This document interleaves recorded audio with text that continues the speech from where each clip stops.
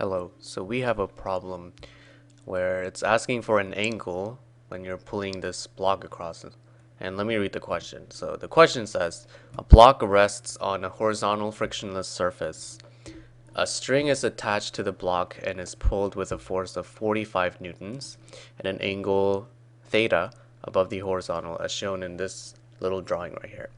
So after the block is pulled through a distance of 1.5 meters, so that would be from here to here.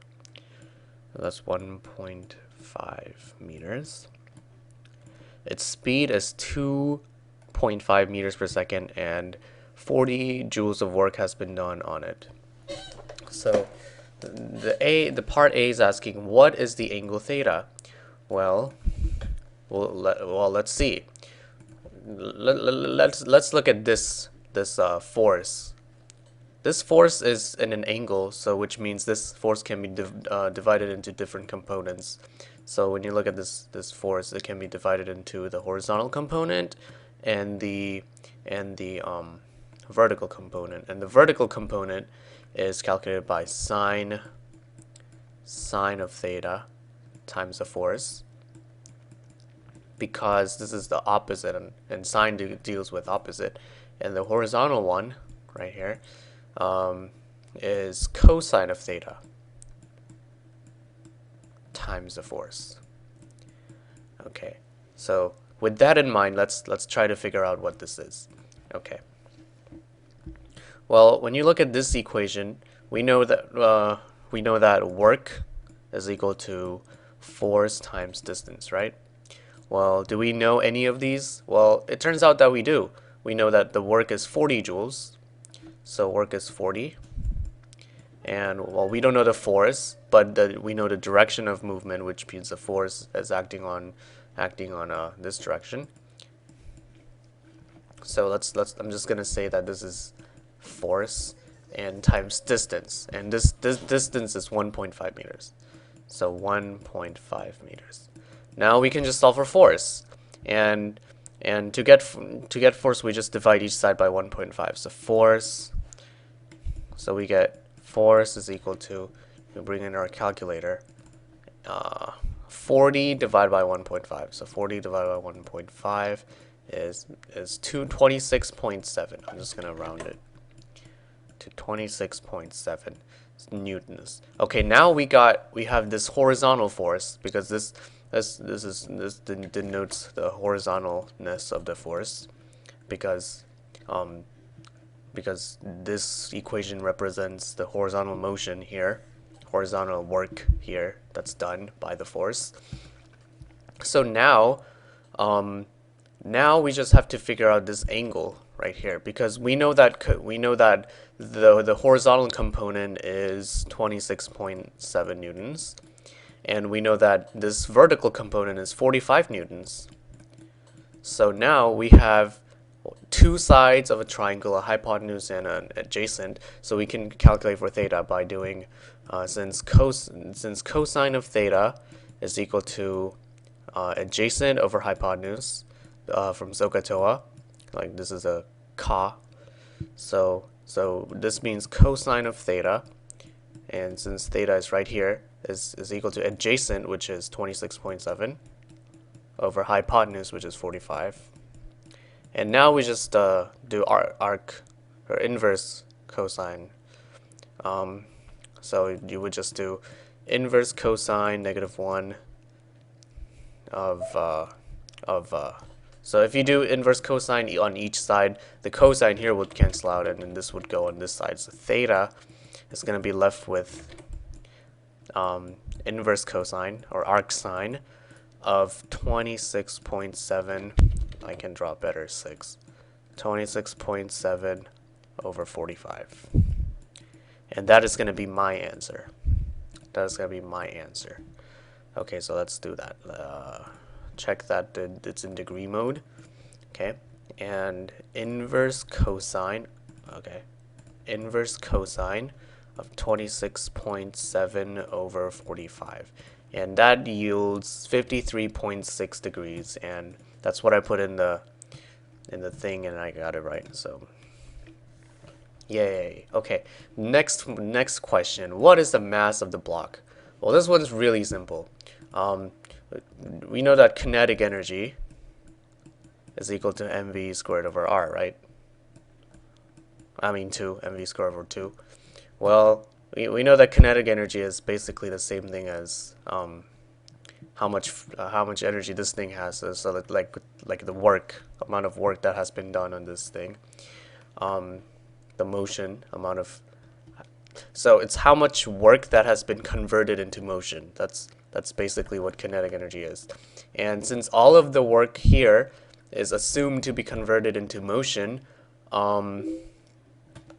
in this example, 40 joules of work has been done, which means the kinetic energy is 40 joules.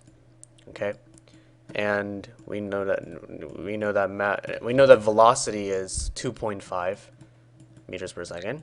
So 2.5 meters per second squared all over 2, and we just solve for m. So m is equal to, you multiply by 2 on each side. Let me get my calculator back out.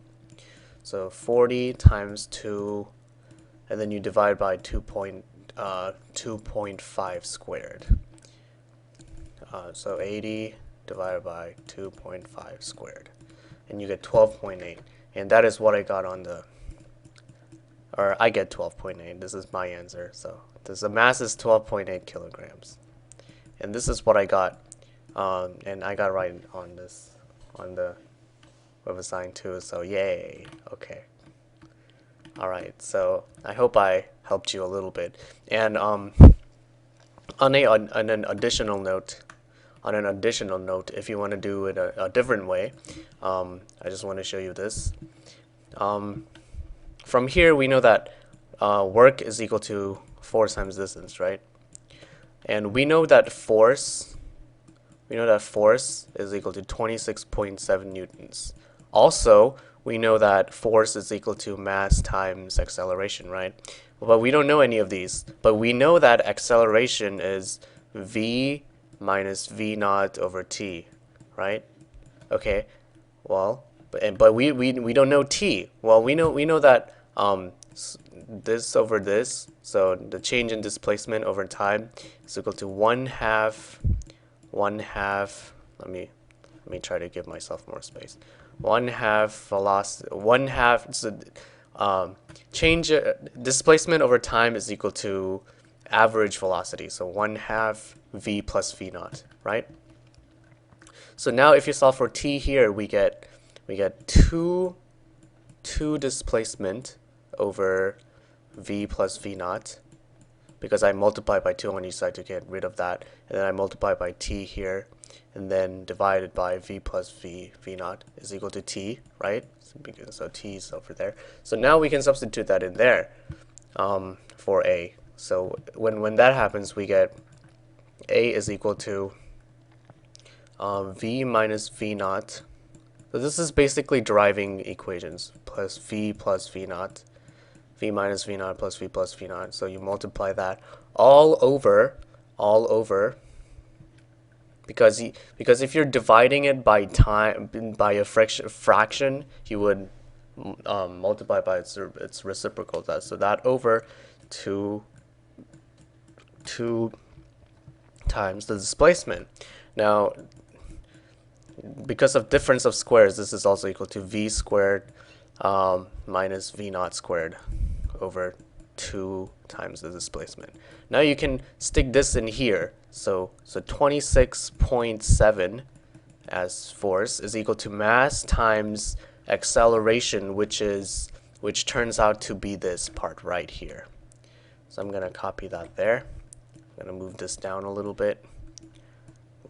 Move this down here a little bit so we can work with it. So that thing right here. Okay, now we just have to solve for m. So since we are dividing it by this, we can multiply by its reciprocals on each side. So that would be v squared minus v naught squared below 2x. So we multiply that on each side. So I would do that here too, and then yeah, and then this would cancel out, and this would cancel out, and we're just left with this equation. right?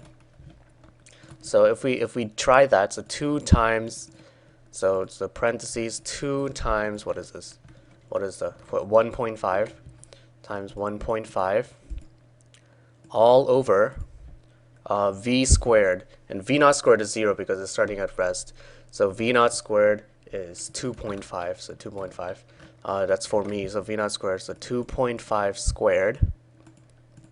squared times multiplied by 26.7 is equal to 12.816, which is around the same thing as this.